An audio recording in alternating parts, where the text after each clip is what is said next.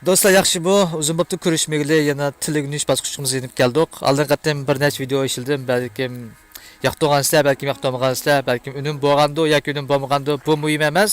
Bu muhimi bizning kelgusi nima ish qila olishimiz va kelgusi biz o'rganadigan narsamizga bog'liq.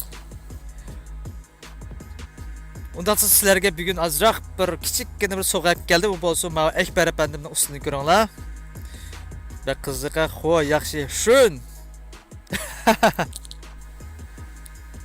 Eins, zwei, drei, vier, fünf, sechs, sieben, acht. Schön, schön. Do'stlar, bugun video ko'rgash o'rganishni boshlaymiz. Balki siz bak test deyishingiz mumkin. Bak test emas, bu til. Bizim vatanda ingliz tilida so'zlash bir xato ish, bir qonun xilop ish tursa, siz chet el turmush o'rganmaysiz bu tilni. 9 xil til o'qigan xalqim yashaydi u yasharda. Shuning siz har qanday balansani qo'yib, bu tilni o'rganishga bel bog'lang, chuqur o'rgana olasiz. Das ist der Sören.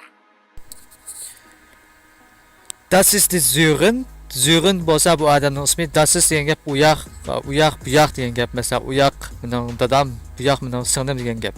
Masalan, das ist meine Sohn. U meningki o'g'lim. Das ist meine Tochter. U meningki qizim.